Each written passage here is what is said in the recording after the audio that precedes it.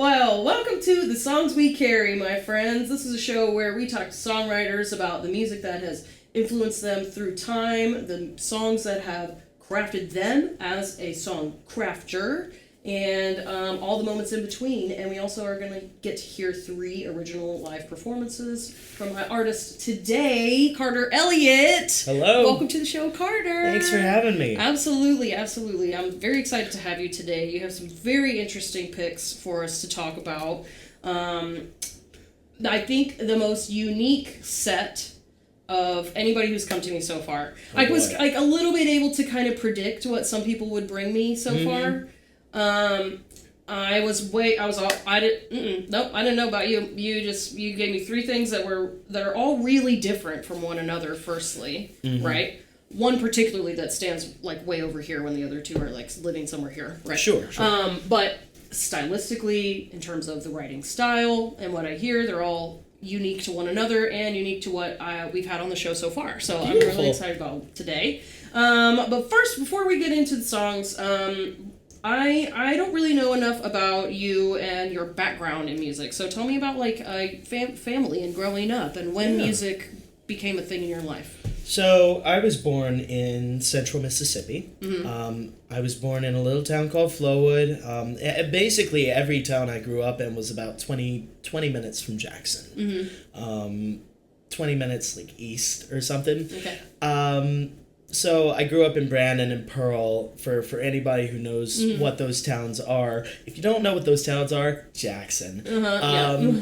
My got married in a fever. Yes, I've had to do that many times over the past What, past get married year. in a fever? No, unfortunately not. Cover that Sing song. the song. Yeah. Yes. I've covered it so many times too. Hotter than a pepper sprout, I think. But my I'll start with my dad because he's easy. He'll tell you to your face he has no musical talent whatsoever. Okay. He will say that to your face. So I'm not insulting him by saying that. He's like, I don't know where my kids get it from. And I have a younger sister. She's currently in college for music ed. Okay, great. The trumpet. Okay, both of you. Yeah, both of us. We took different paths, but are both involved in music. Yeah. My mom grew up. She and her 2 sisters were violin students, violin and piano.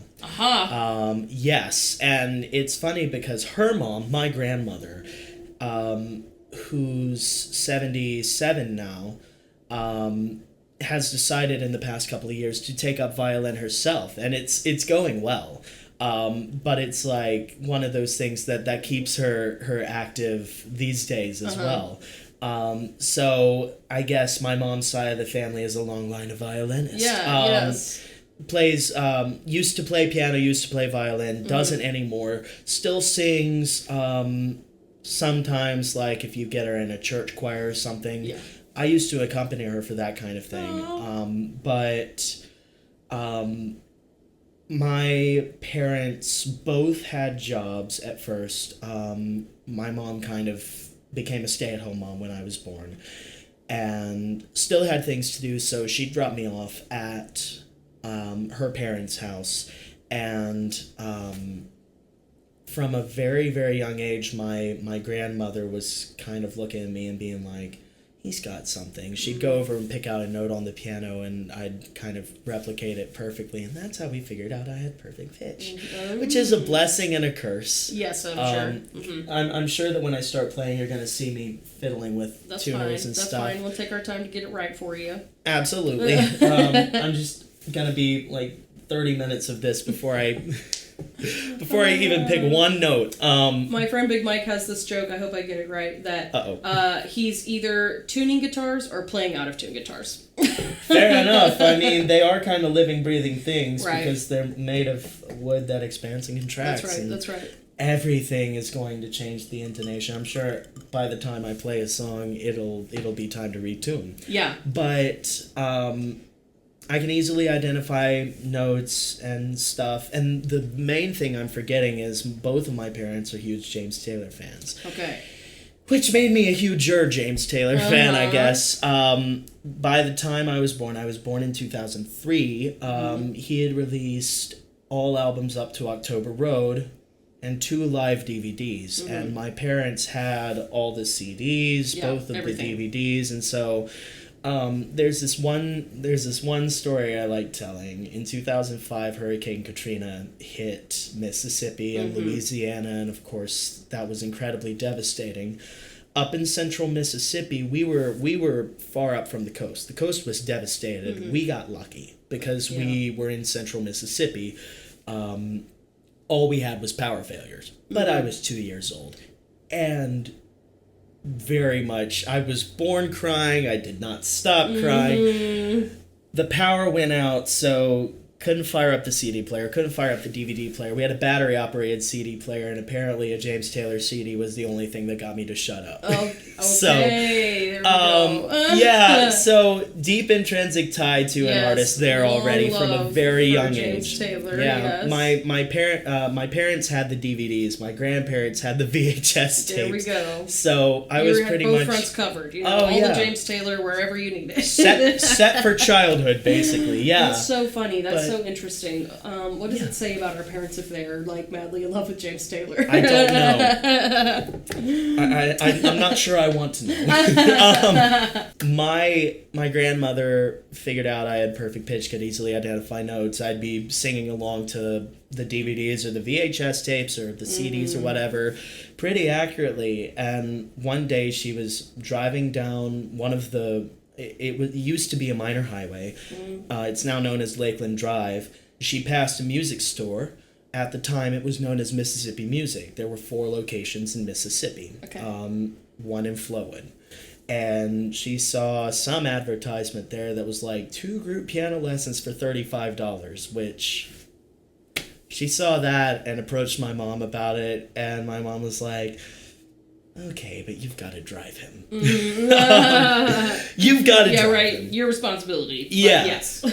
And she did. And I took to it like a duck to water. And so I was 4 years old when I had my first piano lesson. And I only stayed in group lessons for about a year because I was learning fast. I started... taking solo piano lessons when I was 5 or 6 teachers by the time I graduated high school. Yeah. At the end of high school, then I switched to jazz piano, or like really took to jazz. That's a huge part of my teenage years. We had a radio station that was, it was 88.5 FM. It was running out of Jackson State University. The call letters were WJSU, and it was cool and current. Cool and current. That was what they said at the top of every hour. Cool and current. WJSU. Love it. Awesome. I love you remember that. I know. It was a big part of my, this was early high school, late middle school. Oh, okay. Formative years. Yes, very formative years. So I was soaking it in. I didn't listen to it all the time, but I had a clock radio in my room, and I'd listen to music before bed. When I was 11 years old, I was flipping through the radio stations. This was like Saturday night, back before I had anything to do on Saturday nights. But I was flipping through the radio stations, hit 88.5, and caught the tail end of this recording, and stayed for the entire program. Found out that the program was being run every Saturday from 9 to 10. And so I got a later bedtime. Started staying up late. Yep. Yeah, became a hooligan. No, I'm kidding. Secretly listening to the radio. Not really secretly. Everybody knew about it. Yeah, it was either that or this beat up 2000-something iPod that only had the capabilities to play music or brick. Those were the days. But those were. Yeah, when you had to load the music onto your iPod. Dude, yes. I got an iPod for Christmas one time, and my parents did something really special. They actually, got a friend of mine, Cameron, to load the iPod for me. Yes. So it was ready on Christmas. It already had a whole bunch of my favorite records already on it. It was awesome. Was this like an iPod or a shuffle iPod? iPod. Okay. Yeah, iPod, it wasn't even a video yet. It was a 128 gig iPod. That's not even that much storage now. But, no. That's all we needed because it was just songs. So, and I was hype about it. I know. Dude. Getting an iPod was insane. Yes. And it was by the time I got it, it was pretty archaic, especially for Apple technology. But there you have it. So it was either the radio or the iPod. I started getting into that show. It was called The Roots of Smooth. And got tuned into a lot of great jazz artists. The two that really stick with me are Herbie Hancock and Ahmad Jamal, two fantastic pianists. Yes. I'm actually seeing Herbie Hancock at the Ryman. Oh, that's going to be awesome. My dad and I were supposed to see him when he came. I lived in Texas. We'll get to that later. For like 2 years. We're supposed to see him when he came through Texas in 2021, but we were still figuring out COVID. I think he might have canceled that date. So we did not see him, obviously. So when it came time, one of us figured out I missed his concert at the Skirmerhorn a couple of years ago. I can't keep missing concerts. He came through to the Ryman, and my dad pinged me and was like, want to go? And so I picked some balcony seats for us in section 13, because I've heard good things about section 13.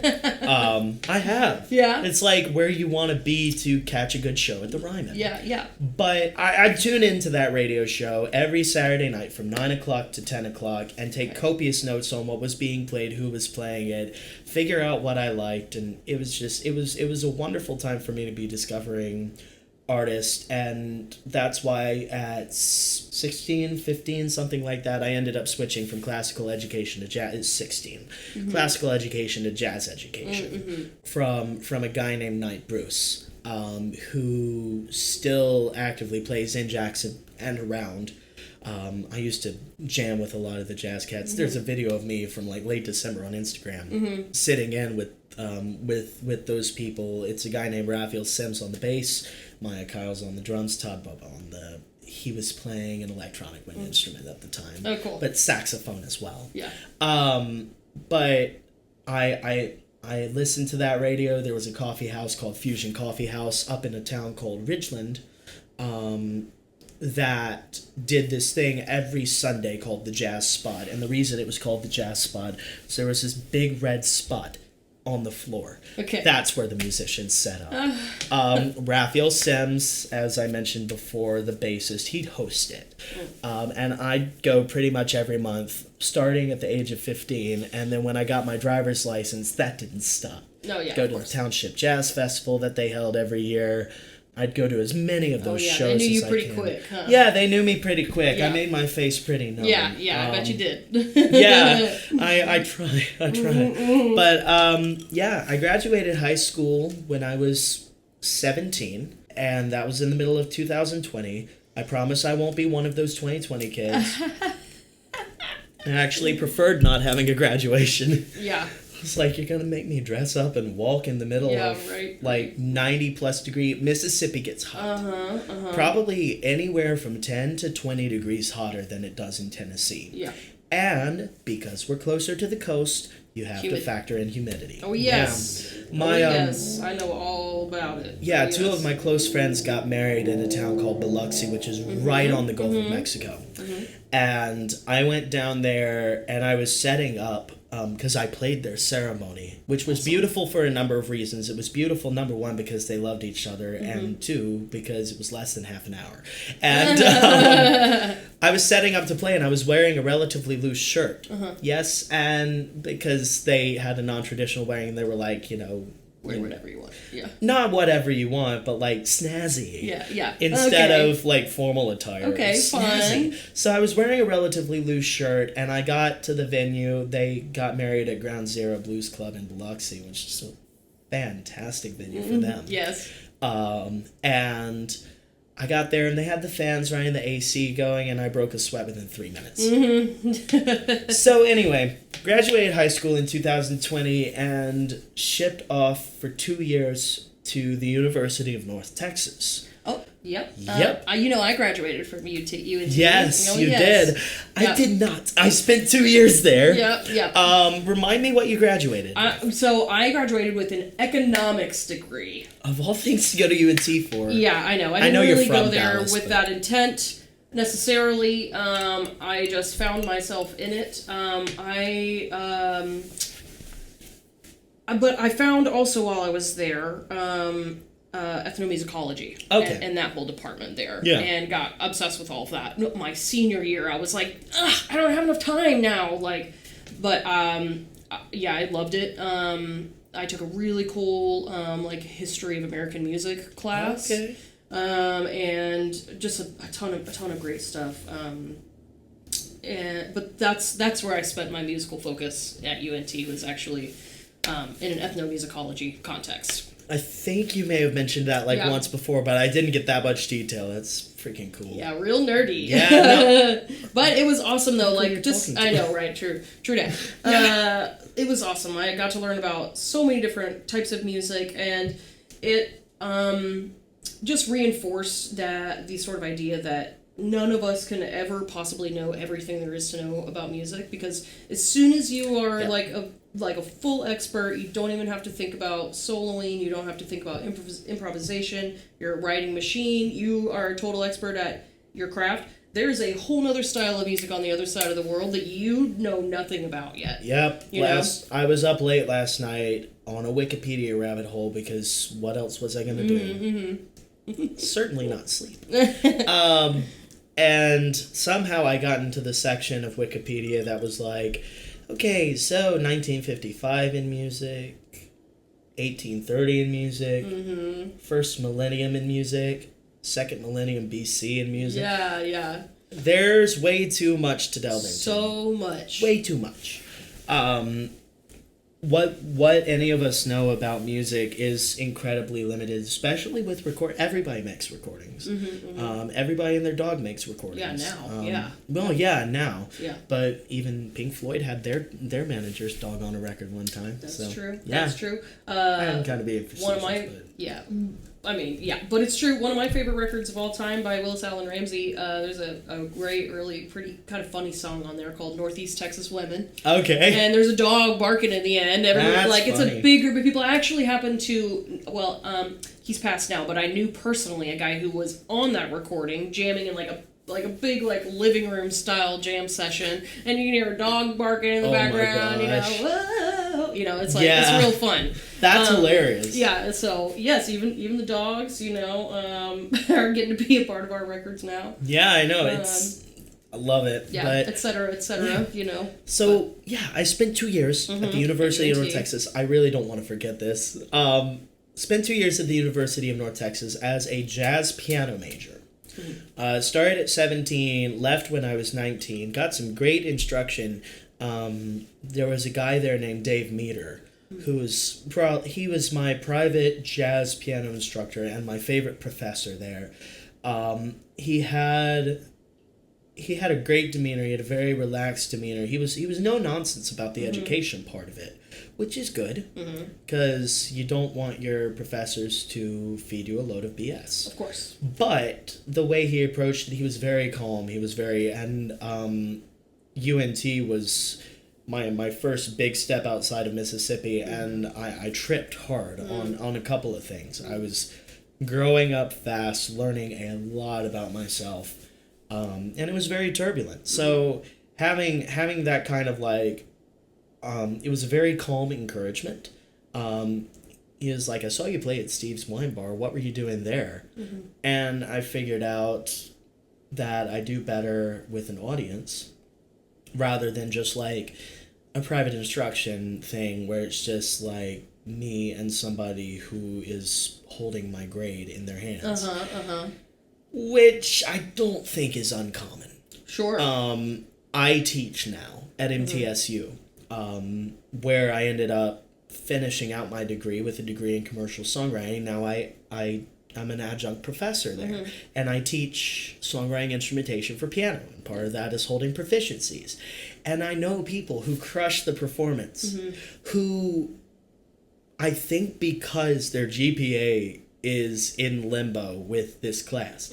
Not in limbo. I'm not I grade well. I don't it's fine. Yeah. But because they feel that pressure, it's it changes the dynamic of performance altogether. I used to do piano competitions. I used to sing competitively, so I definitely get it. Yeah. No, yeah. By solo, Yes. Yeah. The solo piano competitions too, all the blood would leave my fingers. They were freezing. Right, you're like, why can't I move? I know. It's I can't. Yeah. It was I'd always do more poorly because the heat was on. I didn't like being assessed, and I don't think most people do. No, I don't think so either. Yeah. But yeah, after 2 years at the University of North Texas, I kind of decided that while the jazz performance major was objectively good, and you look online and you see the reviews and you see the statistics, and you can't help but think it's good. The 1 o'clock jazz band. And, oh my gosh, and you know, they're winning Grammys. You know what I mean? This is a college jazz band. You know what I'm saying? Objectively awesome. Yes. Not the creative move for me. Right. So That's after fine. 2 years at the University of North Texas, this was 2022, I moved to Murfreesboro and spent 2.5 years at Middle Tennessee State University, pursuing a degree in commercial songwriting. Trying to do as much as I could in Murfreesboro. Made a lot of great friends there. I still keep in contact with. I actually went to a party on Sunday, and by a party I mean we all went to somebody's house, played music for a couple of hours. Everybody brought food. I brought brownies. Sounds like a party to me. Oh yeah, That's what I do at my parties. It was great. That's the kind of party I like. Me too. Were all somebody built a fire because it was right in the middle of that brief cold snap. Oh man, it was a great night. But I'm a little older than you, but when I was your age, I was going out all the time, and something flipped during COVID, I think, actually, for me. And I much prefer a house hang now with, like, a few close friends and my mans and some really good food that we all made, and we're all just going to end up playing music at the end of the night, you know? I'm going to be doing another one of those. We probably won't be playing music, but we will be hanging pretty soon with another group of friends. It's beautiful just to get a couple of people together, and I don't really like hanging out with people in public spaces. I've been to a couple of clubs with a few of my friends, and part of the appeal of seeing my friends is the fact that I get to talk to them. You can't talk when you're clubbing. Yeah. Oh my gosh. No, you're dancing. You're not talking. And I don't dance. I used to, in the 7th and 8th grade, I did show choir. So it's been a little time since show choir, though. Yeah, that was 10 years that's some ago. home video I would love to see. It's not even home. Well, yeah, it's not home video. A lot of those shows were taped. Yeah. I actually did win at one competition, outstanding performer for my school. So. Yeah, there you go. Jazz hands.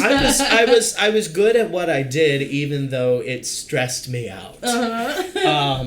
Which is like it's a running theme because like that, and then the jazz program that stressed me out. Yeah. I was like, maybe I should go someplace creative, where I feel like I can make something new. Yeah. That's why I ended up at MTSU. That's why I ended up graduating from MTSU. That and because I didn't have the money to go to Belmont. Yeah, right. I mean, I don't have the money to go to Belmont. Nobody has the money to go to Belmont, right? Yeah. No. Right. MTSU and Belmont have that like internalized beef with each other that I just don't get. Just choose one or the other and don't rag on the other, right? It doesn't really matter. You're all here, you know. Exactly, doing the same thing. Doing music. Like, we just happen to be different, like, sects of the same community. You know different what I mean? tax brackets, and different tax brackets, but we're all in love with the same thing, which is music. Absolutely, Exactly. We're all here to like. I don't know what subsects of programs they have at Belmont. I know they have a songwriting program, but I know that for MTSU, they have the College of Media and Entertainment. Which has a department of recording industry, which has 3 concentrations: commercial songwriting, audio production, and music business. And some people do kind of like double major within the department, commercial songwriting and music business. Which I think I ended up doing single major, double minor in music and honors because my credits from UNT transferred over to where I was like, if you do 3 more credit hours, you can have a complete minor in music. Okay. Yeah. Great. I can get that out of the way and focus on the comm songwriting thing. Yeah. Easy choice, right? And then honors because scholarships. My tuition got severely slashed because, number one, the academic common market is a blessing. Do you know about that? ACM is an agreement between 16, I think, southern states, including Mississippi and Tennessee, where I'm from and where I ended up graduating. that if your home state does not have the major you want to pursue, you can go pursue that major in another state and get in-state tuition. Okay, that is cool. That's a new thing, I think. That's cool. I don't know how new it is. I applied for it and got it in 2022. Yeah. Well, I went to college in 2010. Okay. So it's been a little while. Fair. Okay? Fair. I don't know if Texas is part of that agreement. They'd probably be fools not to be a part of that agreement. Even though they have some very large schools in Texas, surely they can't be offering literally every major under the sun, And exactly. if you really wanted to go to one of these different states, for whatever reason, like Nashville, then you could. That's a good move. But for sure. But that helped, and then I also got a pretty good honors scholarship as well. Nice. That was a blessing. Yeah. Only downside was I had to write a thesis, which wasn't exactly a downside because you can make it creative, and I did make it creative. Yeah. Yes. Not to mention, right? Like, again, if you love what your major is, exactly, like we do, then writing about it is not such a big deal. You know what I mean? Like, yes, formatting a paper and all that, Well, but, I mean, I ended up near the end. I successfully defended my thesis, and they brought me back into the room and said, "Okay, now revise all your citations to Chicago." And I was like, "Oh God!" Oh no! I did APA. And it's like, okay, I'll fix the technical stuff. It took me like 30 seconds to fix everything. I'm sure. It was fine. I wonder why somebody in the comments tell me, why do they care about what form of citation is used? Why is there not one standardized form of how to notate? Is it just because we like to shorten things? It's like imperial and metric too. I don't know what is the purpose. If you're going to refer to something in a paragraph, but then you have the official, full citation, then you should just be able to put a one in, and then there's the one. This is the whole thing. Yeah, I mean, I like the Chicago style footnotes. Yeah, those are a time saver. I've become a fan of footnotes. Parentheticals feel, because parentheticals are what APA does as well. Parentheticals feel a little interruptive. Yeah. Get that on my reading. Yes, exactly. Let me read the paragraph, and if I'm interested in where it came from. Right. I would like one little notation about it that is small, and one little letter or two small letters that I can refer to somewhere else in the page. And that may be why they made me transition to Chicago over APA. Yeah. I just did APA for that because I was used to it. Right. But, Anyway, I don't know why there's not one standardized version. That's what I'm getting at. Same. But anyways. Okay, so after you had graduated, you defended your thesis, and you're done with school. Yeah.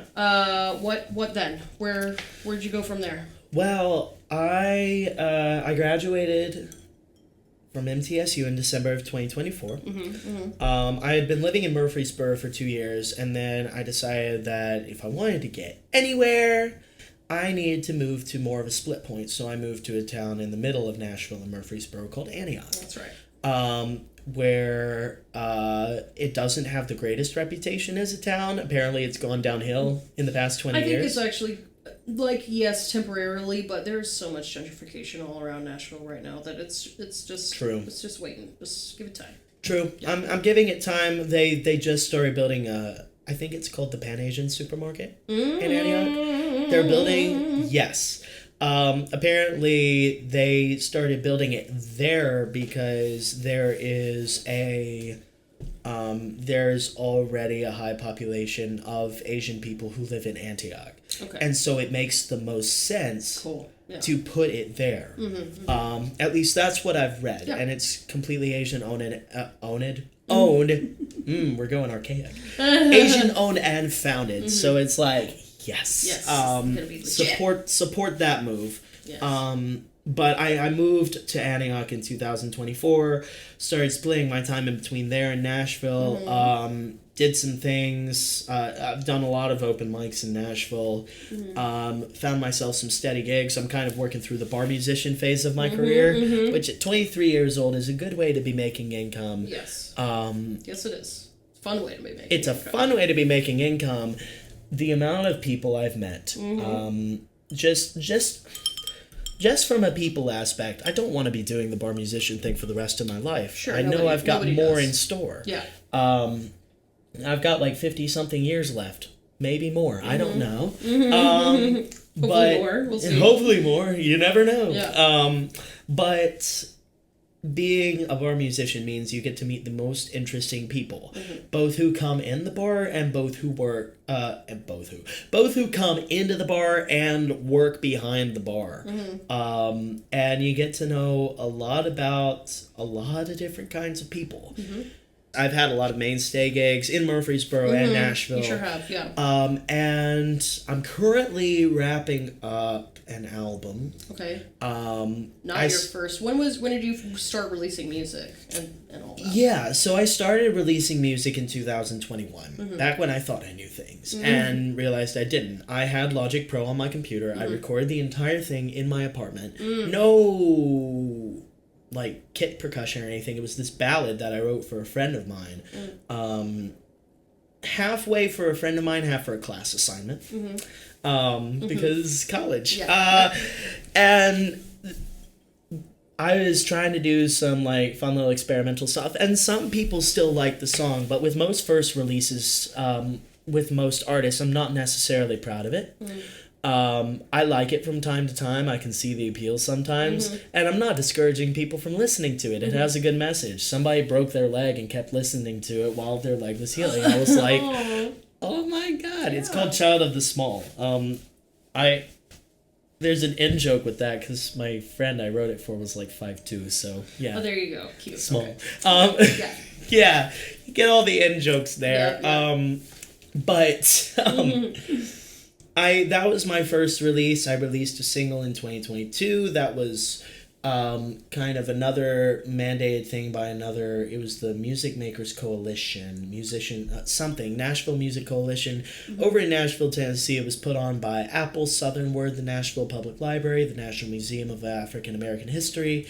I think I'm forgetting one other, but you had to use Logic to your advantage. It got a little mastering in Dolby Atmos. We were experimenting with Atmos, which was fun. Then I released 2 singles in 2023, the little love song High Regard, and something that I wrote for friends that I missed in Texas called The Closest and the Farthest. 2024, I released a single called High Water, and the first of 2 piano albums. Okay, very good. Yeah. Okay. That's the whole chronology. There we go. There's a chronology. But big discography. Yeah, first Big Boy album was started recording it in 2025, June of 2025, with some help from an engineer named Will Meckley over at MTSU. And I'm just now beginning to get it mixed because it's been kind of an uphill climb. I've been managing work, I've been managing life, and I've been managing this. So I've kind of let some of the creative stuff fall by the wayside. You know? I know, it takes time, but like, I have been fighting because I don't want this project to go into development hell. These songs deserve to be heard, especially because I know more about what I'm doing now than I did ever when I released anything. Sure.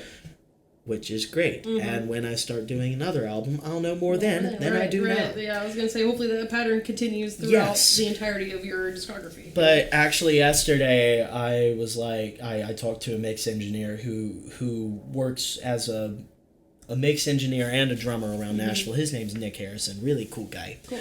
And I was like, yeah, let's do it. We got talking about music over coffee the previous week, and we speak a lot of the same language. Yeah, a lot of the same discography. It's beautiful. Yeah, that's great. But yeah, there are 11 songs on that.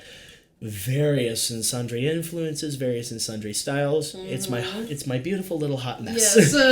It's great. It's great. Speaking of, let's talk about these songs that you brought to me. Yeah. And So your parents had already, and your grandparents had already thoroughly influenced you when you were a child. Yes. And did you, when you were a kid, did you also love James Taylor? Like, yeah, because it was the only thing that soothed you as a baby. So yes. My mom has this memory of me at 6 months old, just like staring at the TV when one of the concerts was on, singing along to it. Yeah. So yeah. Yep. If you're, I feel like if you're singing as a little baby like that, like it bodes well for how much music is going to be in your life as a grown person. You know? Yeah. Yeah. Tell me about this song in particular. Why does this song strike you so hard? The song in question is called "Enough to Be on Your Way," and I heard it from a young age, like 2 or 3. Which, you've listened to the song. We used to mute that one swear word. We'd turn the volume all the way down because I can't have the little kids saying the F word. F-bombs. Yeah. There's one F-bomb in there, and it's well placed. I'm not against a well placed swear. Yeah. But the point is, it was on 2 CDs that we had. Greatest Hits Volume 2 was the last track on that. Okay. And the other one was the album that it came from, Hourglass, which was released like 6 years before I was born, and it used to be on heavy rotation in both of my parents' CD players, in their cars, at home. It's a great album. Yeah. Just overall, it's very finely recorded. The musicianship is impeccable, but the reason that one strikes me is I've kind of used it as a reference for mixing, a reference for songwriting. The song that I have, the original song that ties into this, Enough to Be on Your Way, was an influence for that. I definitely am not going to say I write like James Taylor. I'm not going to say I write like anybody. That would be folly. That would be absolute foolish. I do play like him, but that's beside the point. Right. And I think there are like little things that we take from our favorite artists. Yeah. Most of us aren't trying to like hard copy our favorite person. Oh no, and this isn't a hard copy of Enough to Be on Your Way, but like, I was thinking this morning about the song structure of it, and it's like, you've got 4 verses and 3 chorus. And a weird intro. Intro. Yeah, you've got a 45-second instrumental intro. Yeah. That doesn't really tie into a lot of the... Yeah, an etude. No, yeah. He calls it an etude. Okay, it doesn't tie into the rest of the song, but it's a really nice intro. If there are archival footage on YouTube of him playing it live, he skips that part. Oh, just goes right into the song itself. Those arpeggios. Yeah. But it's the beginning of the song. The arpeggios. You're right. But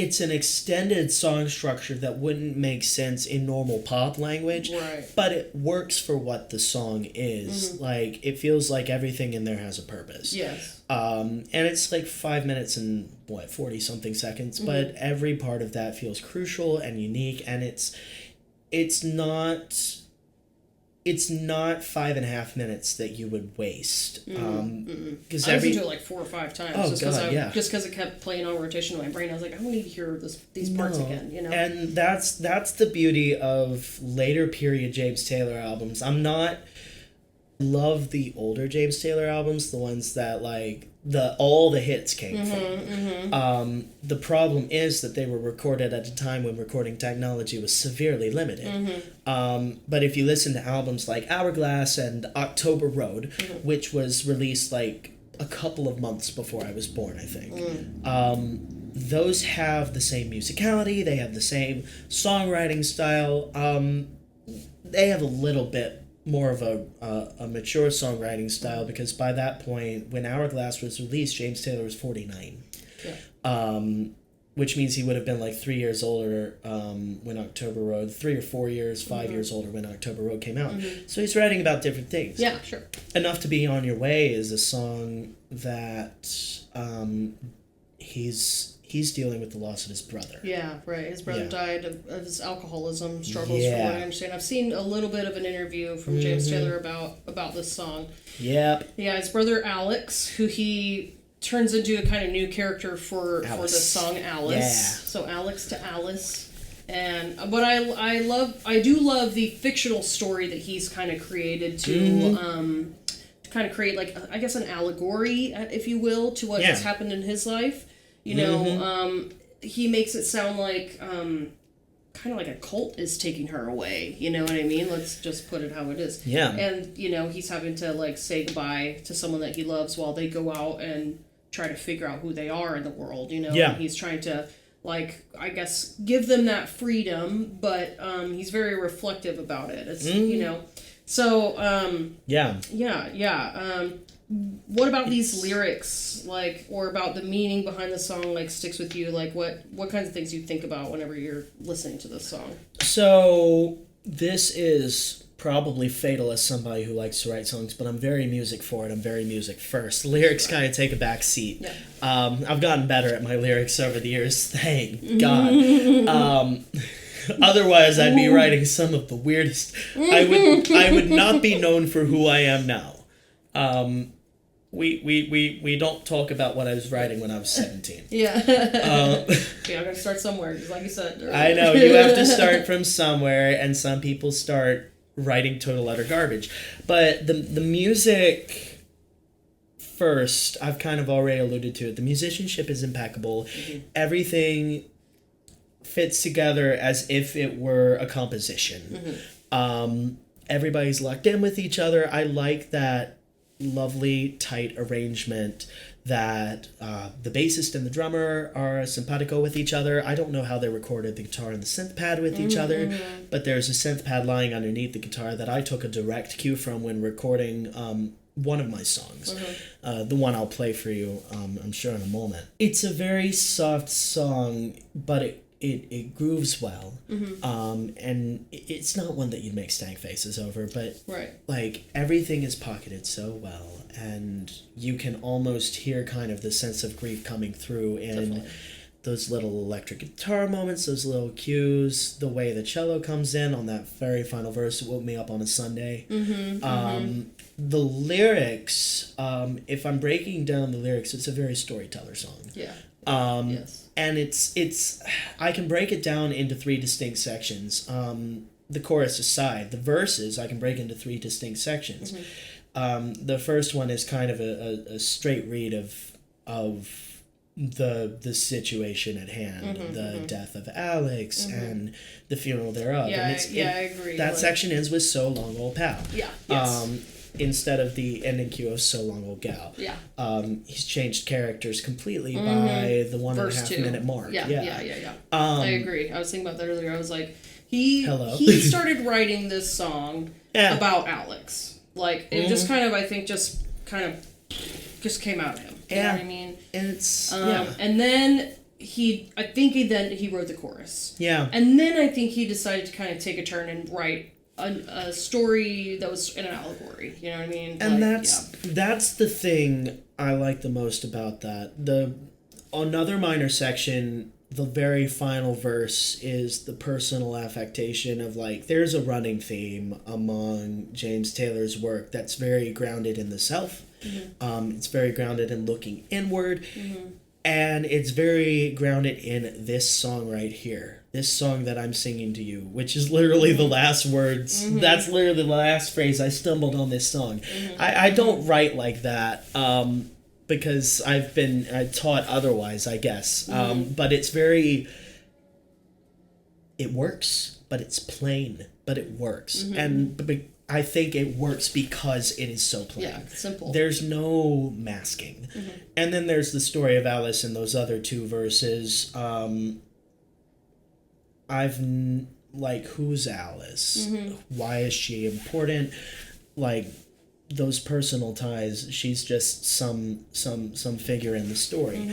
And I like the idea of changing names or alluding to characters in songs so you don't necessarily know the direct inspiration of who they're talking about. But the crux of their story, the crux of their situation is still in there. And I keep saying situation that song is a situation in and of itself. I'm thinking about my own song as well, and the way it ties in there. Because there's a reason I brought that one up. Which is a song that I wrote called Angel Lights a Cigarette. I had a friend, as many of my stories start. I had a friend, back when I was living in Texas, I had a friend I saw like twice, but we remained in contact for 2 years. And the last time I saw her, she was living in a motel in a small town called Munster with her mom and her 2 dogs, and it was insanely sad to see. And there were things about that night, because we spent a couple of hours just like catching up, talking, that kind of thing. And we ended the night. This is something that I've talked about twice this week now. If you want to ask me what love is, it is somebody who smokes. This was like November of 2021. I still remember this. We were sitting outside the motel and there was a breeze blowing my direction. If you want to ask me what love is, somebody who smokes and intentionally turns and blows the smoke away from you. Yeah. That's something right there. That sticks with me. I don't know if it was truly intentional, but it felt intentional. It's like, maybe I'm just overreading into things, but like that's somebody who cares. I had been wanting to write about her and about that song for many, many years before Angel Lights a Cigarette. And I had tried before. It didn't feel right. And I finally one night got the first 4 lines of the song. Okay. Put them down in a voice memo. And then pieced together the song over the next 2 months. It took me 2 months to write that song. And I feel like it's one of my favorite songs. I'm bringing a couple of favorites in. Okay, great. This one definitely took the longest to complete. Okay. And I think because of the amount of time I took to try to piece the story together, it's one of my favorites. Also because I really did, I cared about that person a lot. I still miss them, actually. But I wasn't about to float her name out, like, look at this person in a motel. Right. No. Right, of course not, no. No. There are also things that I'm not saying here that you'll hear in the song. But I wasn't about to float a full name out there for people to... If I'm going to put a name in a song, it's either going to be the one love song I did, Lexi, that you've heard. Yep. Or it's going to be this thing called musical cryptogram, which I'll get into when we talk about other songs. Okay. That's going to be fun. Yep. But this one, I was just like, maybe not. But the first 4 lines of that song, I remember her like walking. She had gone to use the restroom, and she had come back, and the way the light kind of shone upon her, it was like I was looking at a very frail angel. And I just ran with that. And that's kind of where the song starts. Okay. So do you want to hear it? Yeah, I want to hear it, yes. Yeah. The song's called Angel Lights a Cigarette. Angel Lights a Cigarette. Yeah.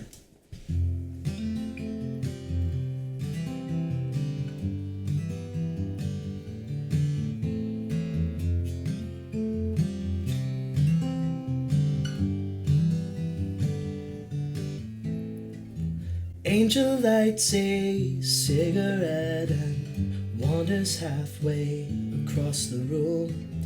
Looking frail under the pale light, is her body a living tomb? Standing in the strangled air, she turns her head with a touch of care and blows away a lungful of her soul.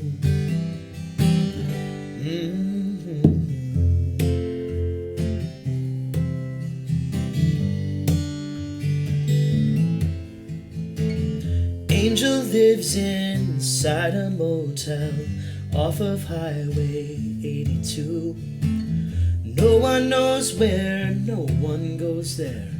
No one ever had a clue. She sold her Disney dreams in desperation and moved away to semi-isolation. Took the dogs and whatever she could hold. And now she's waiting for someone to save her.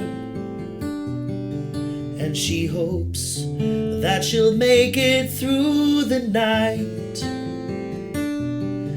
And she's crying for something to raise her. 'Cause aren't angels supposed to fly? Aren't angels supposed to fly?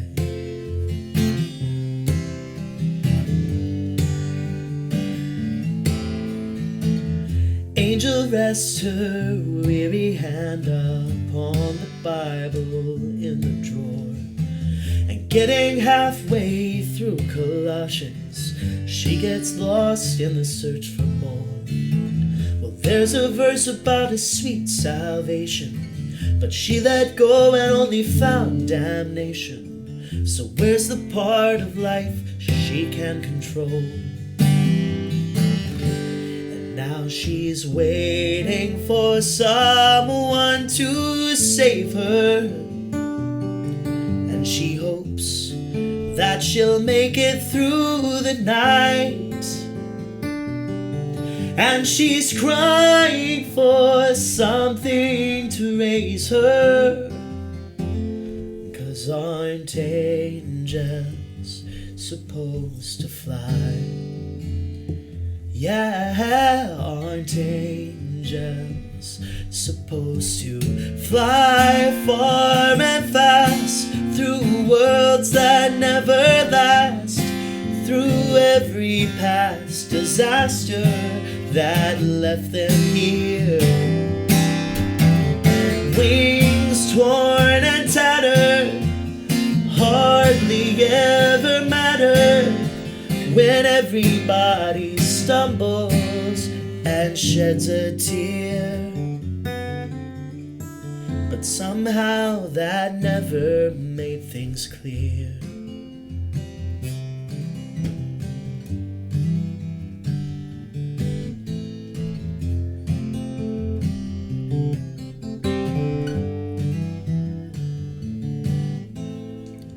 Angel lights a cigarette and steps outside for a little while. The stars are silent, the sky is giant, and being small seems to make her smile.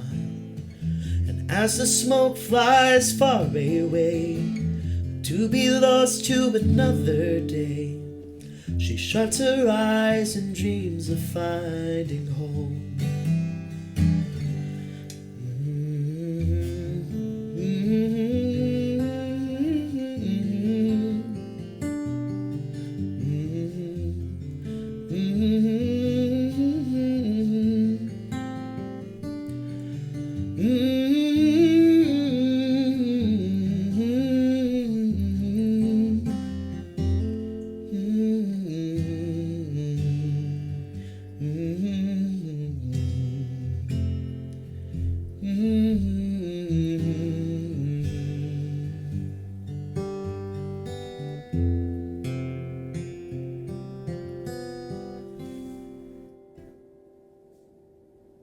Beautiful. Thanks. Angel lights a cigarette. Yeah. Very excellent. Yeah. Very Thank great. you. Very great. Thank you. Let's talk about the second song that you brought to me today, which is a Genesis song. Yes. Yes. This was the first record that did not have Peter Gabriel on it. This is the first one after his departure. Therefore, I am less familiar with it because I am a huge PG fan. Me too. Yeah, big fan, big fan. So tell me a little about this song. Tell me about why you decided to bring it. Give it to me. Yeah, so first things first, no slight against Peter Gabriel. Mm-mm. I am a huge... Yeah, me too. Huge So Peter Gabriel is fan. one of my hugest influences. So is a great record. Great record. It was one of the last of his solo discography that I ever listened to. The first big dive I took into his solo career was Up from 2002. Mm-hmm. Holy cow. Yeah. One album. But yeah, he's amazing. This album, I had listened to Genesis since I was 14. Okay. I got a Spotify account back when Spotify had fewer gray morals. And shout out. Yeah, right. Jeez. Don't sponsor me. Yeah, no. Keep away. Yeah. Stay away. No. Pay artists fairly. That's how I feel. What? Pay artists fairly. That's how I feel. Yes. But this was like back when I was, still in high school. I had a free Spotify account. I put it on shuffle. And one time, Supper's Ready appeared on my shuffle. I don't know why. But I listened to it. And I really liked it. And that was from the album Foxtrot, which is one of the seminal albums that Peter Gabriel appeared on with Genesis. At that time, that was the second album Phil Collins played drums on. So they had recruited him in 1971. This was 1972. 1972 was a great year for albums because you had Foxtrot. You had so many fantastic records. Holy cow. Yeah. It's mind-blowing. But I went down the Genesis rabbit hole and I had access to the internet, obviously. Wikipedia played a big role in that, and it's kind of half true what they tell you in high school. They say don't use Wikipedia as a source.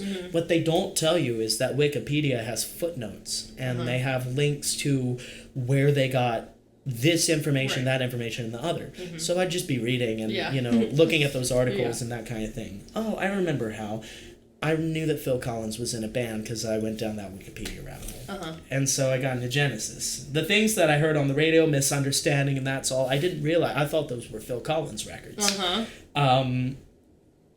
More fool me, I guess. But so when I was, fast forward to when I was 16, this was December of 2019. I was in my senior year of high school. It was not going well. I was heavily... and disclaimer before I start the story, a lot of the music I listen to is tied heavily with how I'm feeling at the time, emotion, catharsis, that kind of thing, as with I'm sure a lot of people, but that's why I talk about how I'm feeling so much. But I was not having a good time, and I had a driver's license, and I knew that there was pop sensibility Genesis and prog sensibility Genesis, and I thought the switch was when Peter Gabriel left the band. Could not have been any more wrong. Yeah. And the song proves it. The song is called Dance on a Volcano. Yes. It is the opening track of an album called A Trick of the Tail, which was the first release to feature Phil Collins as frontman. They had apparently gone through like 600 audition tapes trying to replace Peter Gabriel as a lead singer, and they just threw him back there and was like, no, there are different parts of the story. There are different versions of the story. One is that they threw him back there and it's like, here, cut a guide vocal. And another one is like, why don't I try this one? Well, and he and PG sound just so much alike. It's hard sometimes to tell them apart even. In that decade, sure, yeah. By 1980, you can tell a difference. Yeah. Yes. I agree. But I started listening to that and I was just blown so far away. There are only 8 songs on that album, and it runs for about 50 minutes. I thoroughly enjoy 7 of the 8 songs that appear on that album. I could have given you any of those. There are some that I actively avoided because they were ballads, and I didn't want like 3 soft songs in a row. I wanted something more upbeat, so it was either I was trying to figure out what song to send. I was just like, I'll send the opening track. It's either this or a song called Robbery, Assault, and Battery. The fun thing about progressive rock, music aside, is that the lyrics span so many different topics. Yes. Dance on a Volcano is a song about World War I. The second track on that, Entangled, is about anesthesia. The third track, which is called Squonk, which is what got Phil Collins the lead vocal gig, is this Pennsylvanian mythological creature, which you'd never think you hear Pennsylvanian mythological, that apparently is so ugly it can't help but cry all the time. Oh. And it's so rare that hunters go for it. Okay. But every time a hunter traps it in a bag, it just dissolves into a pool of tears and goes away. So things like that. Robbery, assault, and battery is about crime. Yeah. Crime. Children. But it has this beautiful midsection in there, and that's the thing that drew me to progressive rock in the first place. Yeah. A lot of prog lyrics can be hit or miss for me. There are so many wonderful bands out there, but some of the lyrical choices, I like things that are grounded in realism. Some of the prog lyrics can get a bit too fantastical for me. A Trick of the Tail is about half and half, because you've got the realism of World War I, and there are so many deep dives. I'm not even going to get into that. You've got the realism of crime, but you've also got the sensitive sides of Madman Moon is my favorite song off of that album, and it is a ballad, which is why I didn't sing it to you. But I have a tattoo right here of the artwork is made up of different figures for each piece of music on there. I've got the figure for Madman Moon right here. You should start a Patreon or something. Yeah. No, I'm kidding. Someday. It's in the plan. It's somewhere in the cards. It's farther down the deck. Yeah. First. And then you've got the Squonk, mythological. You've got the title track, which is about this faraway land and a beast and that kind of traditional, like airy-fairy prog stuff. Yeah. But that album was groundbreaking and life-changing for me because it not only came at a hard time in life, it got me through a hard time in life, which is why I got the tattoo in the first place. It's the only tattoo I have. We just have those albums. Yeah, that is a top 2 album for me. That and It Changes. It's either Hourglass, the James Taylor album or Gorilla, another James Taylor album that's fantastic from 1975. There are so many. I'm not big on writing music with time signature changes. What I am big on is writing interesting chord changes. Progressions and the actual... Yes. Interesting chord progressions have always appealed to me, and I found that sweet spot with progressive rock. Now, I know I don't live in a time where that kind of music is commercially viable. Sure. Yeah, far be it from that. Yeah. But it's still beautiful as all get out. And, so like the first section in there that says 7. Yeah. It's very Rush. Right? It's kind of Rush, yeah. It's Rush very before Rushy. Rush became Rush. Yes, yeah. exactly. So this was early 76. The folks who love those bands, prog rock bands like Rush, the people who love Rush, they love that. They love Rush. Oh yeah. They love Rush. They love you know Rush. What I'm saying? They love Rush very much. Yes. So I think that prog rock does have a hold on some people very strongly. I mean, you're talking about Rush, that's 3 expert musicians. Yes. And they work so well together. And Genesis is a little bit more fragmented like that. You don't really go to Rush and read about, personal frictions and tensions. But by the time Peter Gabriel left Genesis, there was a lot of... Well, The Lamb Lies Down on Broadway, which was the last album he did, was a very troubled crafting process altogether. The lyrics were crafted separately from the music. He had a wife at the time who was giving birth to a child, so he was making trips in between the band and to go visit his wife, who was actively having a child. Baby. Their child. Yes. He kind of had to be there for that. Yeah, so be a dad, And then when The Lamb came out, he was getting all the press, even though, it was the full band. Oh my god, the music on that. The Lamia is my favorite song from there. The guitar solo that caps it off is just... Yeah. The secret ingredient to Genesis, in my opinion, was the guitar player, Steve Hackett. Yeah. Who appears on that, one other album, the live album, and the EP that follow, and then there's the era of Genesis that is Phil Collins' Genesis. Right. But the thing that appeals to me about A Trick of the Tail so much as a whole, and so many progressive rock albums, Genesis was my first progressive rock album ever. Yeah. or not progressive rock band ever. And that'll blow the doors open for your mind about what is like possible in rock and pop music. You know? Yeah. It was my first introduction to it was my second introduction to Mellotron. The first with Beatles. Okay. But it was like organs, Mellotron, synthesizers, 12-string guitars. 12-string guitar wasn't a thing I was as familiar with. Things like that. And it was composed. Yeah. Sounds you've never heard before in ways you couldn't have imagined them being put together. It's insane. And there are quite a few songs that I have in the catalog that I play live that kind of have that. I did a show in late 2024. The opening song was an instrumental. It's simply called Overture, because what else are you going to call the opening song in the set list? Yeah. And somebody compared it to Genesis, and I was like, well, great. Yeah. That's kind of what I was going for. Yes. Yeah. And it was all in 4. There were no interesting time signature changes, but going back to it, the chord changes and the inner chord movements. If you listen to the ending track, which is also an instrumental of A Trick of the Tail, it's called Los Endos, which is butchered Spanish for the end. That is not what the end means in Spanish. No, it is not. Yeah, no, but it's called Los Endos because what else do you expect from 4 British guys? Yeah, a bunch of... yeah. But the pedal tones in there from the bass, the pedal... I love slash chords. Yes. When the bass holds down one note and the chords above it are changing. Yes. That is one of my favorite like moves in music. Techniques, if you want to use such a pretentious word.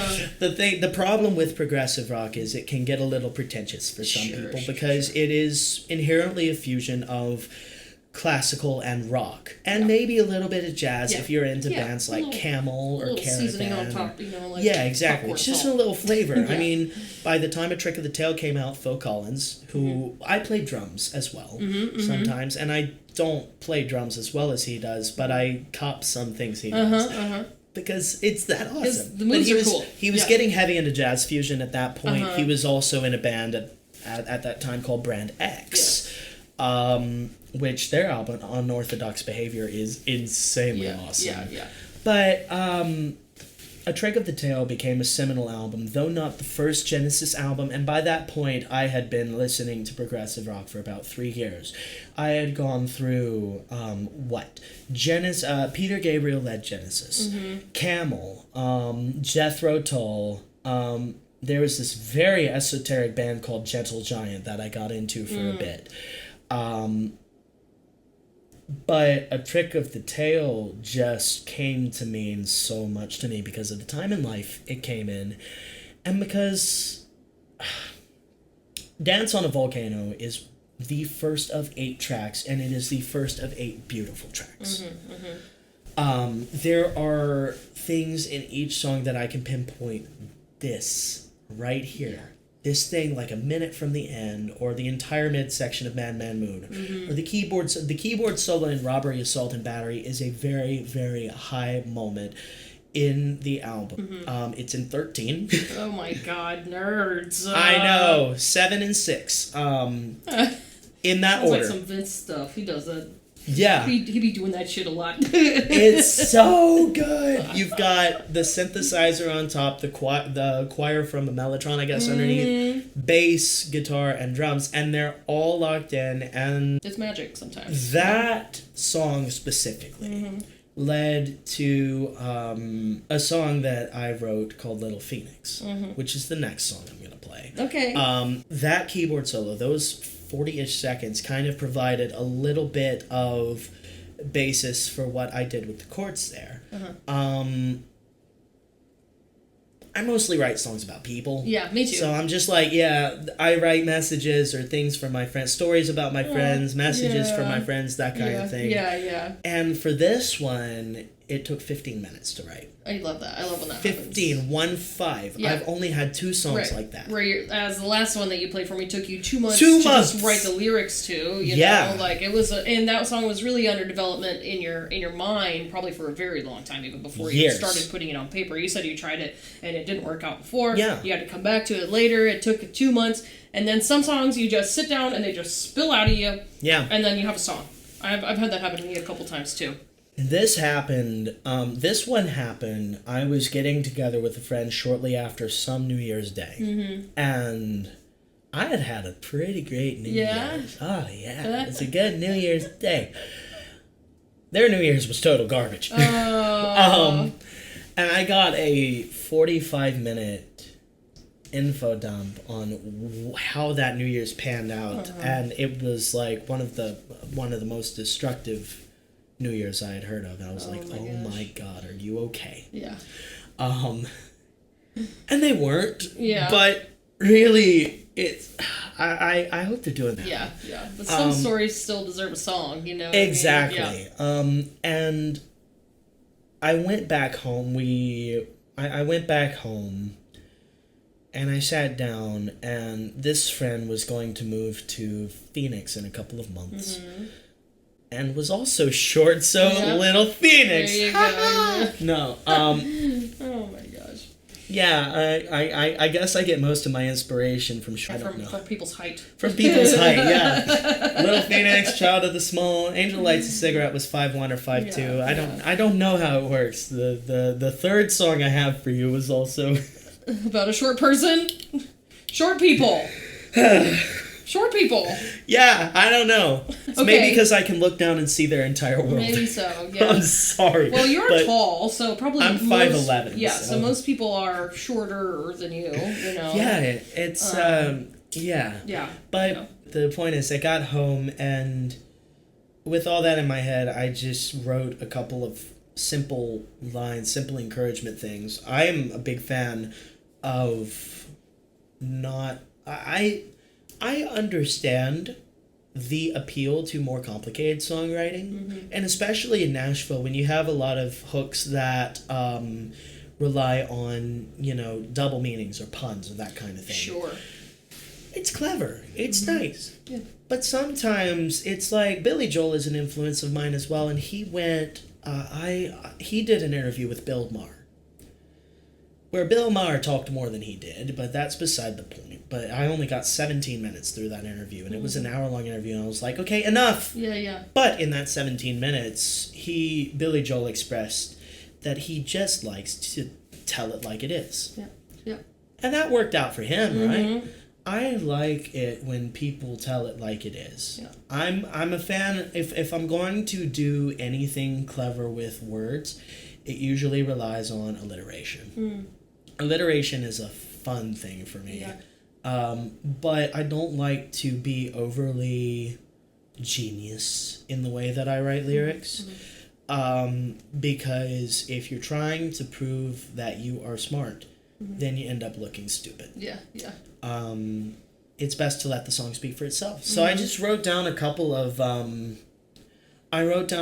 things that, I wanted to say, and I made sure that I had enough to, constitute a song. And it took 15 minutes, and I showed my friend the lyrics the next day, and I played it. It's one of those that makes the subject cry, I guess. Yeah. But I still played it. I mentioned that album. I recorded all the instruments on that one myself, as well as Angel Lights a Cigarette. Yeah. And it was fun to do. It's fun to arrange things in the way, like, one guitar is not going to do what I had in mind for this justice, although it started out on one guitar. That's because you're a composer, not just a songwriter or an arranger. You're a composer. I have a very active imagination.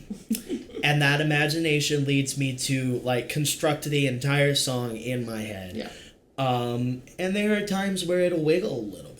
Sure. It changes over time, and that's okay too. Yeah. But I have an idea for the way I want this to sound, and that's where having a band comes in handy, or the studio recording comes in handy.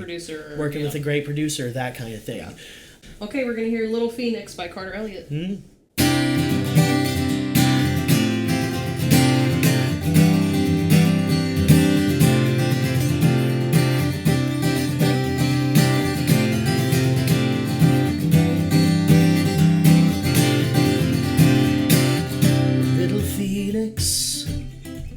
You will do great things As soon as you open your eyes and spread your wings,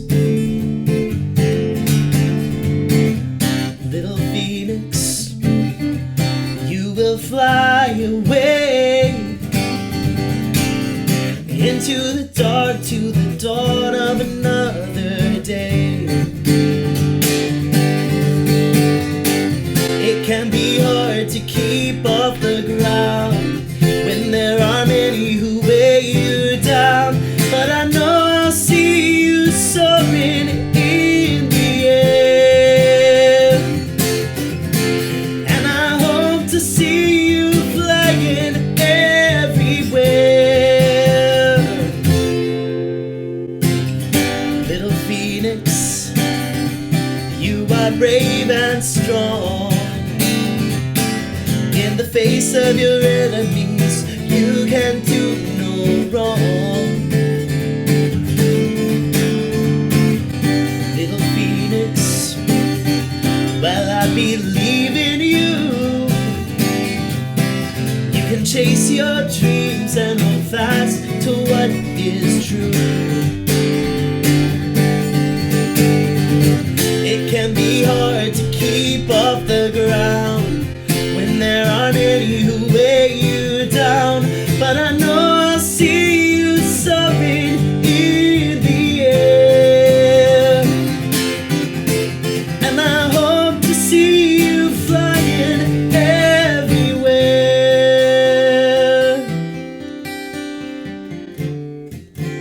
Don't let them take your wings. Let them know exactly why you see.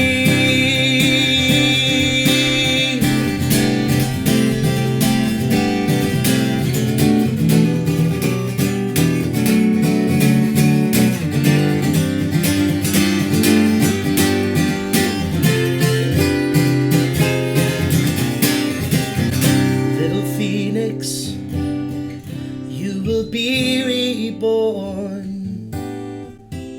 from the dust of yourself that they left behind so worn. Little phoenix, you will do great things.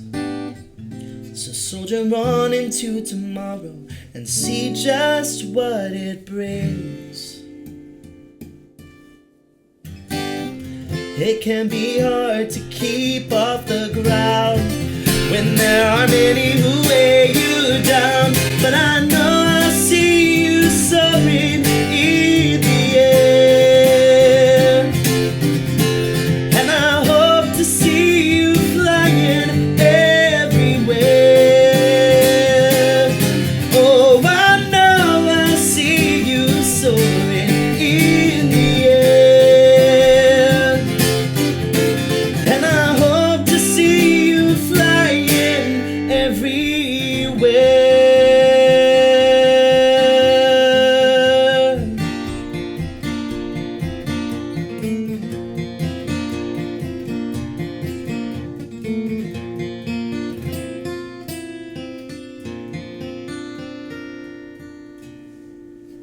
Woo, Little Phoenix. Yes. Great. Oh, that's a great Thank you. song. Thank you so much. You're welcome. It's a fun one to play, and it was a fun one to record Yeah, too. So yeah. there's a lot of fun stuff to unearth in there. Hell yeah, amazing. Okay, we're Cool. back here on the Songs We Carry, and we're going to talk about our first ever classical piece that has ever been brought on the show. I'm so excited actually that you did, and that's the one thing I did expect from you. I was like, I think he's going to bring me some classical piece because you have so much of that in your background, and that's a lot of what you did for so long. Yeah. That's what a big chunk of your training was. So, let me make sure I say this right. This is a Prokofiev. Okay. Something like that. Something like that. Something very Russian. And Yes. I tend to love Russian and Slavic composers quite a lot. Shostakovich is my favorite right now. Actually, in September at the Schermerhorn. Yeah. They're doing Rachmaninoff and Shostakovich night.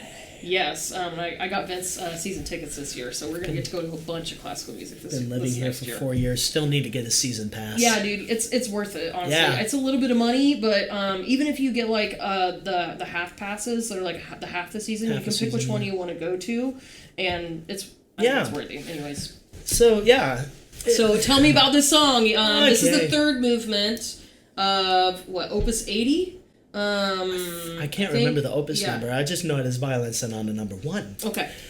I have known about this particular movement out of this particular opus since 2014. Okay. It was 12 years ago. I mentioned I was classically trained, but classical music kind of goes a little bit further than that. We have this thing in we have... just because I'm not there anymore doesn't mean it doesn't exist. We have this thing in Jackson called Mississippi Symphony Orchestra.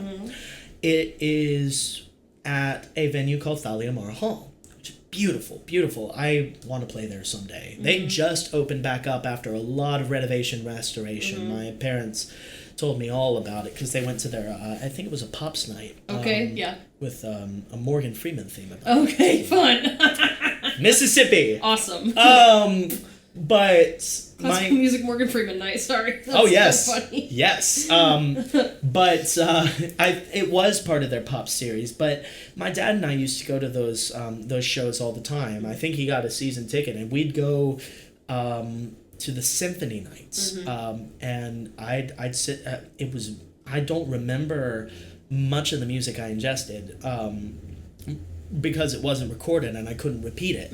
But that was always there when I was in my early teens. There's a college in Jackson called Millsaps College. And their professors held a chamber music week for high school students every week. They called it chamber music camp. There's nothing there's nothing like a camp where you go back home and sleep in your own bed, isn't there? I did that when I was like 13 and 14, I think. Those musicians were incredible. The two names I remember, one of them taught me piano for a while. His name was Len Rayleigh. He's a pianist, of course, because he taught me piano. And the other was the concert master for the MSO. I don't know if she still is. I hope she still is. She's amazing. Marta Slabowska, violin. I went to one of their faculty performances one of those summers and walked away with a CD, bought a CD of their recordings of 9 pieces. Track number 7 was that movement from that opus, movement 3 of Prokofiev's Violin Sonata number 1, which I went down another internet rabbit hole and found out. I think that was completed after Sonata number 2. Oh, interesting. Make that make sense. Yeah. He just wanted this one to be first. Yeah. That is not the recording I sent you because I couldn't find it publicly available. That's like a CD that they pressed. Right. For faculty or just for that, like, one instance of selling it. Selling a hard copy. This was, I think, shortly before streaming services became the way to listen to music. And before that, we were all listening to CDs. I know, yeah. My car does not have a CD player, and I'm, how do I put this politely? Livid about that? Oh yeah, I'm fuming. Anyway, that CD has cropped up. I haven't listened to it consistently for 12 years. Yeah. But I have listened to it over the course of 12 years when I was in bed reading. We had, in middle school and that kind of thing, I used to read before bed like a good person should. I don't as much anymore. I'm trying to get back into that habit. Yeah. But sometimes I just go home and pass out. Yeah. But I used to read before bed, and I'd put that on CD. I took my CD collection and CD player with me everywhere I moved. I didn't listen to CDs much in Texas, and I have a vast, big record collection. Like 350 albums. CDs, I have about 30. Just to show you where my primary form of media is. I love vinyl. But that is not something I could get on vinyl. The faculty of Millsaps College. It does not exist on vinyl. Yeah. The first time I heard that song, that movement out of that opus, I'm going to call it a song. Yeah. Just for the sake of simplicity. I'm a songwriter. It's a song. Yeah, it is. The first time I heard that, I just like, there are certain pieces of classical literature that, while not intended to sound like that, really trigger an active imagination that'll put you like, oh my god, all of a sudden I was just looking at the planets. I was in orbit in space. Those opening piano arpeggios, the way the violin takes over. Yes, and when I say that I was looking at the planets, I was in space surrounded by a bunch of stars, dude, I was envisioning that so heavily. Yeah. There is nothing like a piece of orchestral or chamber music, and this was a chamber music group doing that will help you view things.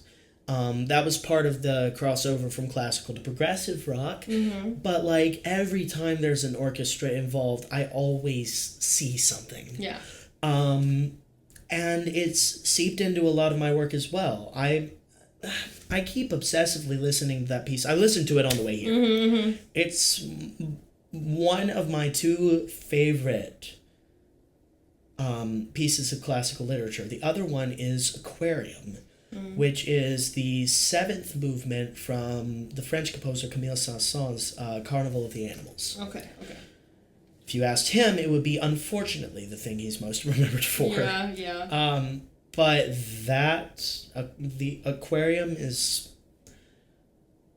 beautiful. I can picture being underwater. That's how vivid it is. Yeah. And on the topic of interesting chord progressions, both of those, Aquarium relies heavily on the Dorian mode. The Dorian with an N, sorry. Yeah. Dorian mode. So you have a 1 minor to 4 major movement that just tears the ever-living daylights out of my heart. It's beautiful. Yeah. I've sent the Prokofiev tune to many people over the past year. And the way I associate with it these days is just like, it's a not hot but warm springtime. The sun is out. Everything is at peace. Like, traffic is still. You know, I've gone to the library to check out a book, that kind of thing. It's just a very peaceful, it's like 5 p.m. Yeah. Very peaceful spring evening, and partially like I was with my first girlfriend at the time, so like I sent it to her, and she was a dancer, so she got some cues from that. Oh yeah, highly imaginative, highly creative, but there's something about that kind of peace in there. Has a very turbulent midsection. I don't talk about that too terribly much, but when war. I know as much as you can with a violin and a piano. Yeah, it's very anxious sounding. That particular recording, the problem with classical music and recordings is I get so hung up on one performance and no other performance, no other live production, no other recorded rendition. Yeah. That's why I like recorded music so much. It is an encapsulation. I've been heavy into King Crimson recently, and they have this one specific live recording that I like. It's like, if I tell people to listen to the song, live in Japan, 2003, no other way. That one. That one is from an album in 1987 released by Deutsche Grammophon, which is one of the biggest classical labels in history. Yes. Really. Yeah. But the tempo is perfect. The way the piano and violin interplay with each other, with each other is absolutely wonderful. And the chord choices stand out to me. It's like there's almost no home key. I mean, the entire sonata is in F minor. That has... You can get around back to F major in that movement, because for some reason the third movement is always a parallel. But there's just something so intriguing about going from an F major to an E minor to an E major to a C sharp, which is the first melody that we have in that piece. I have never written anything that interesting in my life, but as a pianist who was classically trained, I was like, I need to pay homage to something at least borderline orchestral when I'm talking about this. And that I've listened to the other movements. They do nothing for me. Yeah. That movement, though, that movement. Yeah. Oh, gosh. It has a little bit of a sinister undertone because it won the Stalin Award or something. Oh, but, dang. Yeah, I know. Whoa. This was like 1948, so, yep. Kind of makes sense. But it did, we don't talk about that. It's a pretty piece of music. Yeah, that's the problematic part of loving Russian composers, too. It's like, there is this very, I'm a little hesitant to use this word, but like nationalistic thing about it, and they wanted to create like the music of Russia, and like the sound of Russia. So, but that's the thing. When I listen to that, I obviously know Prokofiev is Russian, and I know that he was Russian. I'm sorry, I don't know how else to say it. I know that he was Russian, but I don't hear. Yeah. I don't sort of militaristic Russian-y thing. No, I don't hear Russia in that, and I'm very much like, I'm an American. I'm a Mississippian. I come from a long line of Mississippians. It's very much white bread. And I listen to a lot of British music and a lot of European music and some Eastern music as well. But I think the thing that stands out about that movement specifically is the fact that it translates across cultures. You can put that in front of any nationality. And that's the beauty of instrumental music as a whole. Yeah. I think Louis Armstrong had something to say about that in the 1920s.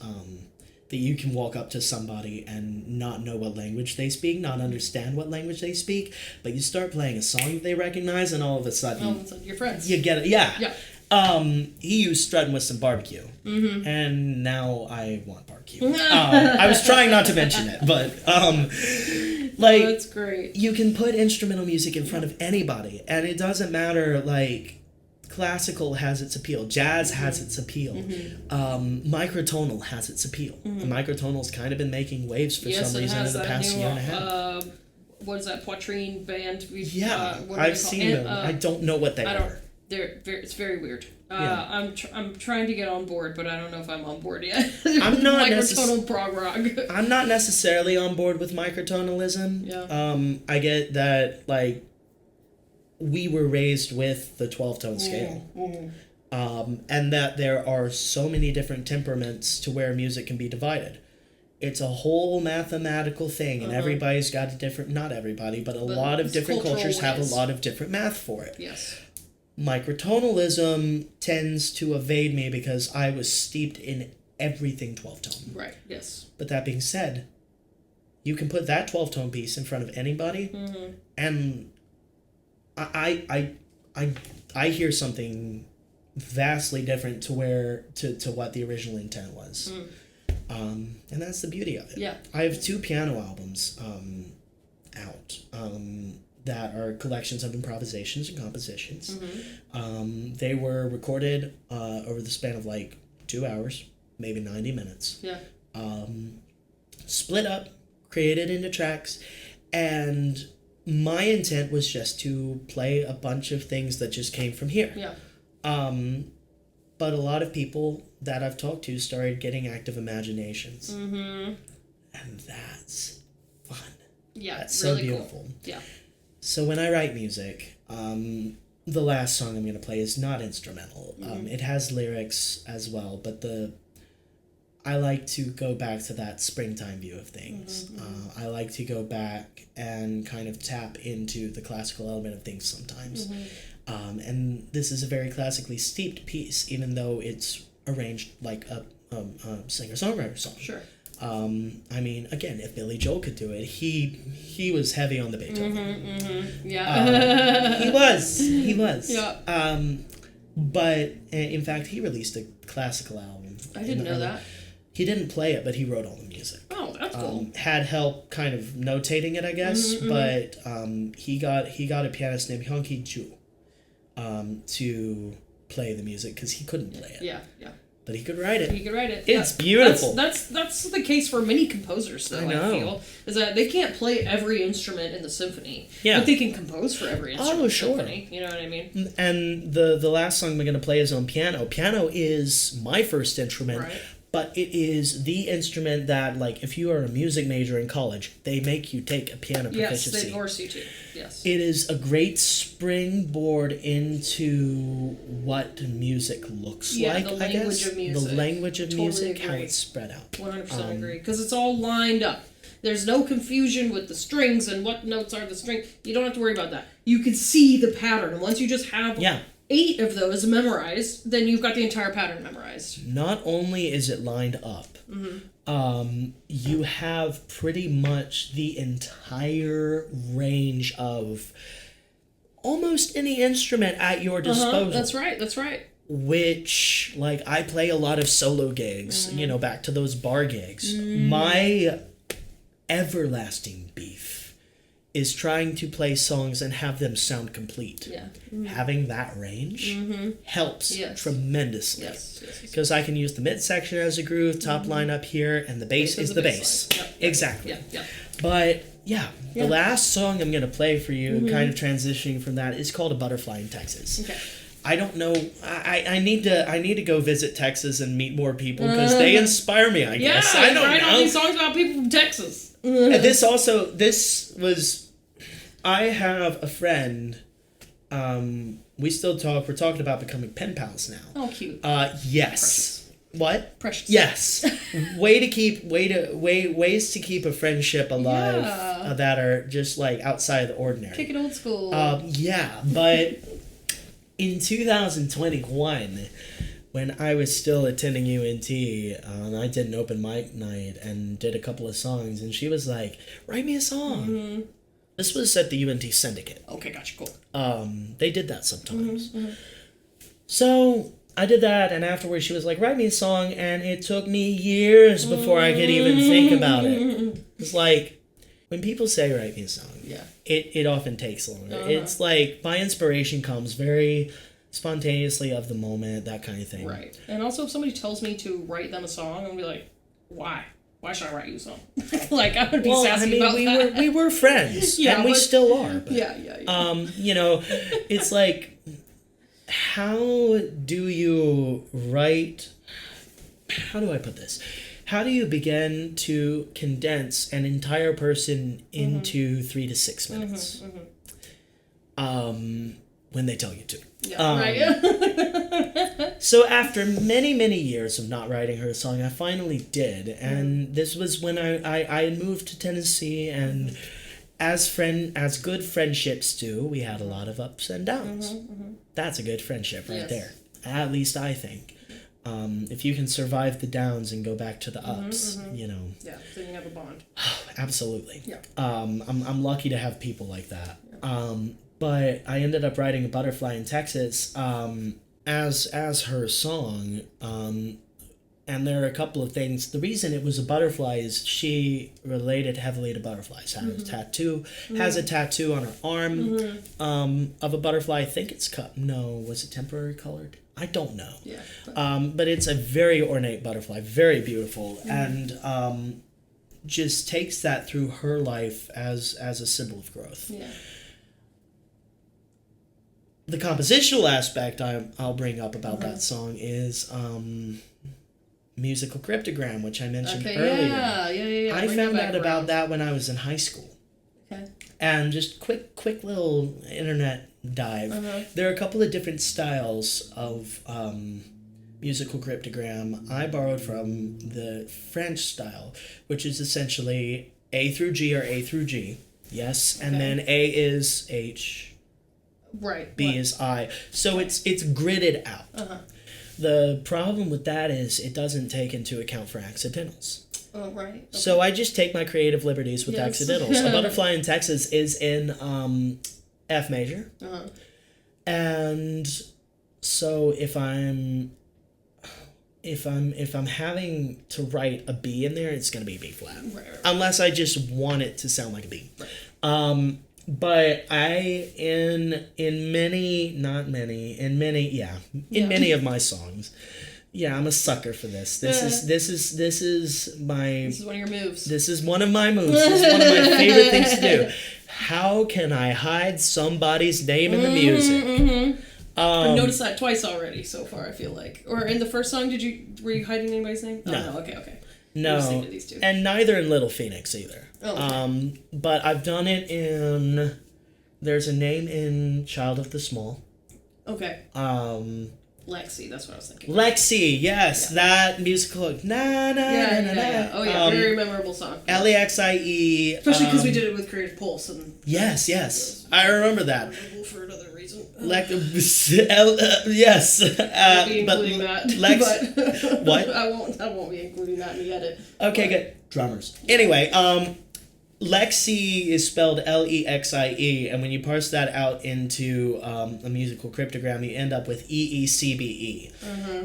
With so many E's, I had no choice but to make the song in the key of E, and if I'm going to write a love song, it needs to be major, so C became C sharp. Yeah, there you go. Just but it is. Yep. that happened. A Butterfly in Texas has musical cryptograms. I'm working on a couple of songs that have those names buried in there. It's my favorite thing to do. Okay, so what you do is you take a person's name and you break down what all the letters should equate to in terms of the notes. Do you have a piece of paper? This is essentially what it looks like.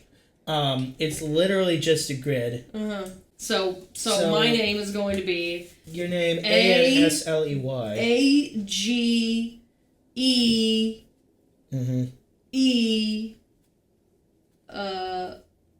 E. Yeah. And then D. Oh, we got a break from all these. You're a very eccentric name. And so if I'm sitting down at the piano and I'm figuring out, like, do I want to make this a home key of A, or do I want it to be the last little phrase ending in D, or what? Since there are so many E's, can I make it an E? But I get it. This doesn't take into account for sharps or flats, so I just pepper them in depending on what my home key is. Sense. Yeah. Okay, gotcha. Yeah, but yeah, that was fun. But I'll keep an ear out for whatever might sound like a name in the melodies I write, sing, play, whatever. You're burying it way in there. Oh yeah. I mean, sometimes you can't even tell. It's just like. Especially with 3-letter names, it's fun. Yeah, 3 or 4-letter names. All over. Oh yeah, that's just like that's just. No one will know. Gotta crack your code. You know? Oh yeah, and now that I've shown it to everybody on the World Wide Web, I'm frightened. Yeah, right. We're gonna have some internet sleuths out there. Yeah, I know. They're gonna be overreading into things now. Well, why don't we hear it? We're gonna pull your keyboard over here and get ready to hear your song. Let's do it.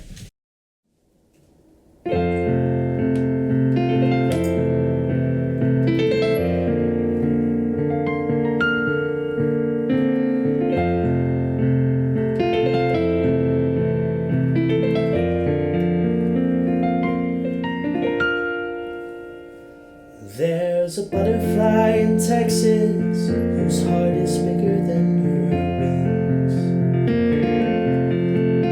wings. She travels across the country, looks for the best in everything. She flies despite the mornings, through clouds of gray and skies of red. And she lies amongst the larkspurs when the sun has gone to bed.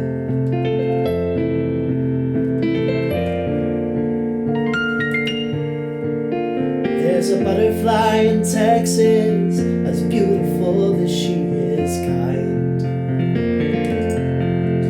And the paths she passes daily leave with her imprint in their minds. There's no telling who she'll find today, but she'll surely make them smile. Then she'll go on to the next one, always flying the extra mile. Sail on, fly high. The world is terrifying, but you'll make it all right. There's a butterfly in Texas, right where I used to live. Through the heat and snow, the highs and lows, her love she'd always give. She made space for my humanity and insanity sometimes, until the day I had to move away and leave my butterfly behind. Sail on, fly high. The world is terrifying, but you make it all alright. Sail on, dream great, with your wings against the wind, far from where you've been. The straightest journey never was your fate.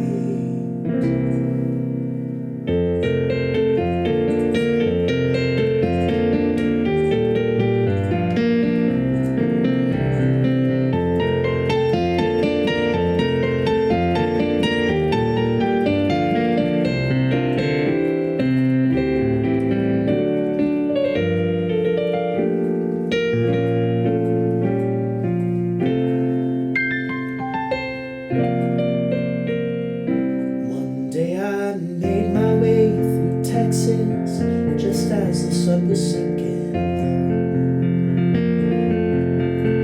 From I-40 to the flowers, I knew exactly where to go. Well, I had to see my butterfly, we had some memories to trade. But the hours flew by, soon it was time to watch my fond friend fly away. There's a butterfly in Texas, and I miss her every day.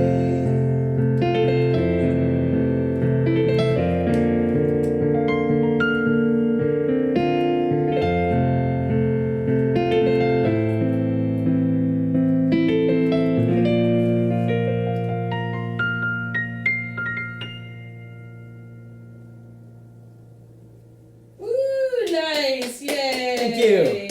Well, thank you so much, Carter Elliott, for joining us here on the Songs We Carry. If you want to follow along, you can subscribe. We have a new episode every other Friday, and we'll see you here next time on Songs We Carry. Thanks again, Carter. Thank you.